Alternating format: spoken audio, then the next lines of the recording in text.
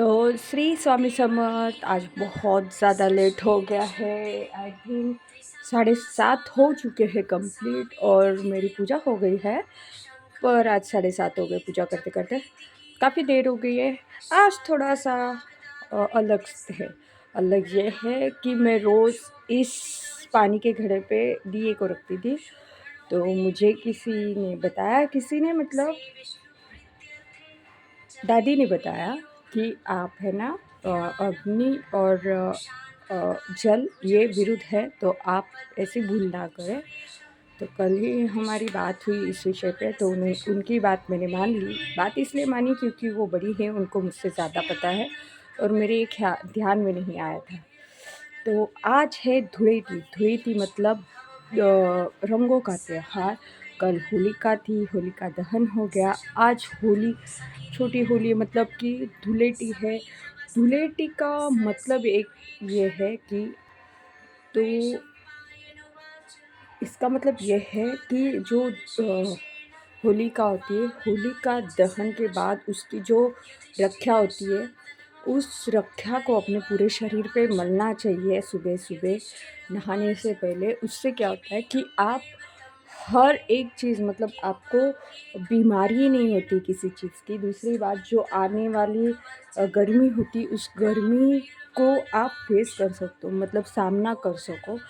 और वो रक्षा इतनी पावरफुल होती है कि अगर वो आप रोज़ अपने स्नान पे एक मुट्ठी घर पे ला के रखना, और अगर रोज़ अपने स्नान में एक चुटकी डालते हो स्नान के पानी में और उससे नहाते हो, तो आप पूरे साल तक रोग रहित, मतलब कि किसी भी बीमारी के अधीन नहीं होते हो और उससे अलग हो जाते हो। इसलिए आज की धुलेटी मनाते। काफ़ी लोग रंग भी, इस रंग से भी रंग भी इस्तेमाल करते हैं, पर सच्चा रंग तो ये जो होलिका होती है, जब वो दहन हो जाती है, उसकी जो रक्षा होती है, उससे मनाया जाता है। महाराष्ट्र में होली के दूसरे दिन जो धुलेटी होती है, वो इस तरह से, मतलब इस रक्षा से मनाई जाती है। और होली के 5वें दिन रंग का इस्तेमाल करते हैं, रंग पंचमी मनाई जाती है। तो हर जगह पे अलग अलग होता है। तो मुझे जितना पता था मैंने आपको बताया। तो आज है सोमवार, और सोमवार के दिन शंकर भगवान जी के पूजा करनी चाहिए। और आज मतलब बीच भी है। एक सेकेंड, ओके। तो आज के दिन है ना,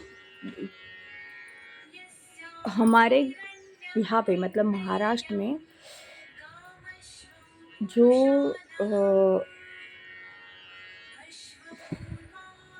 क्या बोलते हैं उसे, चने का आटा होता है ना, चने का आटे का एक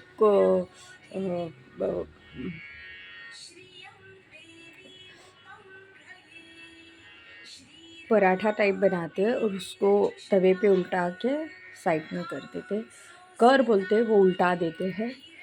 तो अभी मुझे थोड़ा याद नहीं आ रहा है, ब्लैंक हो गया सब कुछ, इसलिए। तो चलिए आइए जानते हैं बाकी की बातें। तो इस तरह से मैंने पूजा कर ली है। और आज के दिन अगर आप शंकर भगवान की पूजा करते हो तो बहुत बढ़िया बात होती है। और चलिए आज हम शिव बावनी गाते हैं, क्योंकि बात यह है कि आज पता नहीं क्यों मेरा मन थोड़ा विचलित हो रहा है किसी चीज़ की वजह से, जिसकी वजह से मैं, आपको ध्यान में भी आया होगा कि मैं कंप्लीट आपसे ठीक से बात नहीं कर पा रही हूँ। उससे पहले कि हम शिव बावनी चालू करें, तो अगर आप मेरे चैनल पर नए हो, लाइक करिए, शेयर करिए, सब्सक्राइब करिए और बेल आइकन बटन दबाना ना भूलें। और सॉरी डिस्टर्बेंस के लिए, क्योंकि थोड़ा बहुत डिस्टर्बेंस होगा ही, क्योंकि बहुत सुबह हो गई है, सारी चहल पहल स्टार्ट हो गई है, आजू बाजू आवाज़ें आनी चालू हो गई है। और मैं किसी की आवाज़ बंद नहीं कर सकती क्योंकि मेरा घर फ्रंट रोड फ्रंट है, इसलिए। तो चलिए शिव बावनी गाते हैं आज के दिन।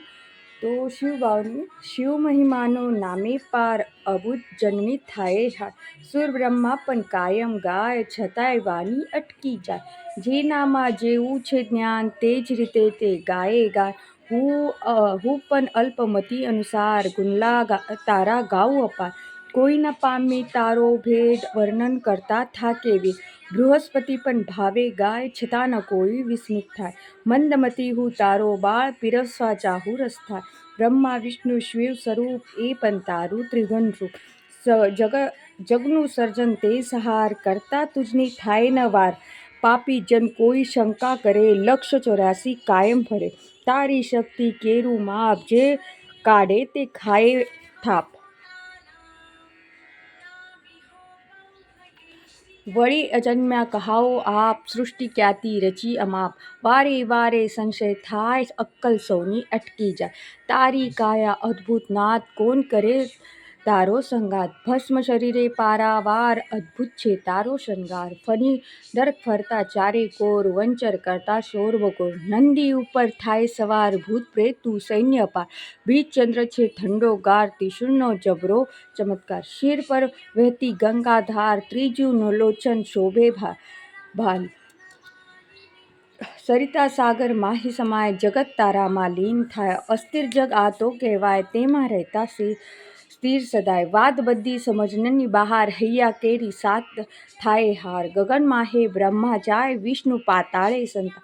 છતાં નીકળે શક્તિમાં એવી તારી અદ્ભુત છાપ. ત્રિભુવનને પળમાં જીતનાર તે પણ આવે તારે દ્વાર. રાવણ સ્તુતિ ખૂબ કરે મસ્તક છેદી ચરણે ધરે. આપ કૃપાથી મળ્યું બળ કૈલાસે આજમાવી કળ. અંગૂઠો દાબે તાત્કાળ રાવણે પાડ્યો ચિત્કાર.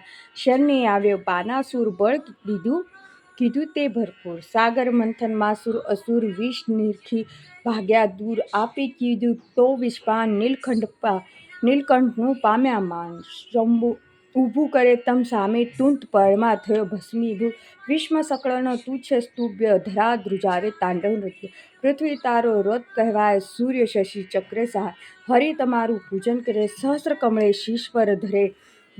ચઢાવતા ખૂટ્યું છી એક નયન કમળની રાખી ટેક.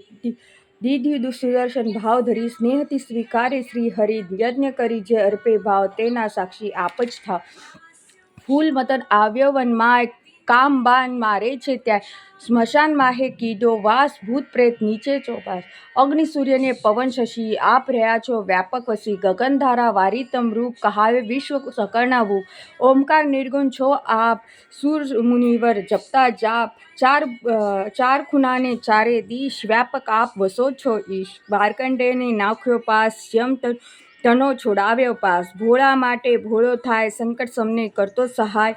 શરણાગતના સુધરે હાલ સંપત્તિ આપી કરતો ન્યાય. ધરતી સારી કાગજ થાય સમુદ્ર શાહી થઈ રેલાય. લેખન થાય બધી વનરાય તો પણ શારદ અટકી જાય. પાર કશો શી રીતે પમાય રામ ભક્ત થઈ ગુંડલા ગાય. પાઠ કરે તે પુનિત થાય જલમહેરનું ચક્ર જપાય.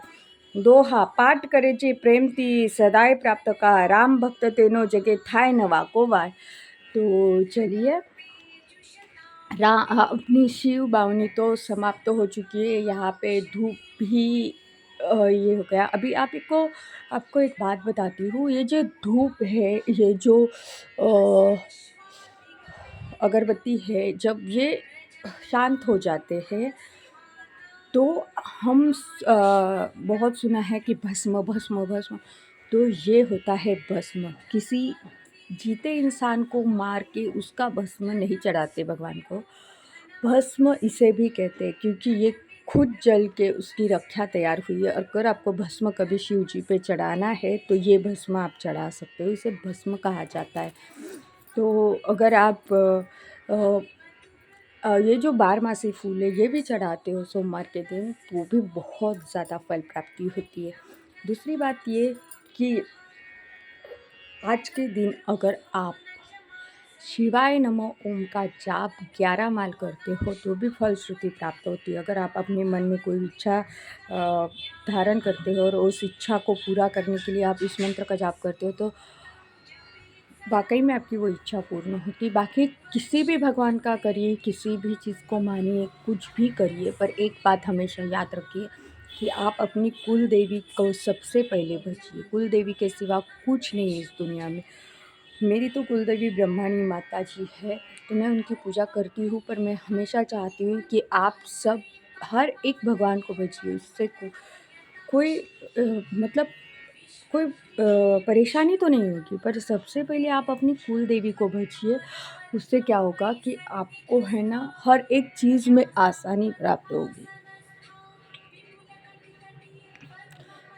तो हर एक चीज़ करती वक़्त ये हमेशा याद में रखिए, आप बाहर जा रहे हो पहले अपनी कुलदेवी को बताइए, अपने घर का भार उस पे दीजिए।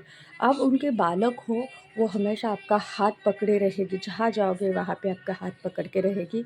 और अगर इस वीडियो में मुझसे कोई भूल हुई है, गलती हुई है तो क्षमा करिए, छोटी बहन या बेटी समझ के माफ़ कर दीजिए, क्योंकि मुझे लग रहा है कि आज मैंने बहुत सारी बातें करते वक़्त भूल की है, अटक रही थी। पता नहीं मेरा माइंड थोड़ा डाइवर्ट हो रहा है, पता नहीं क्यों। तो क्षमा करिए, भूल चूक हो गई हो तो माफ़ कर दीजिए। और नेक्स्ट वीडियो में मिलते हैं, तब तक के लिए श्री स्वामी समर्थ। स्वस्थ रहिए, मस्त रहिए और अपनी कुलदेवी के पूजा में रमणीय रहिए। तब तक के लिए श्री स्वामी समर्थ।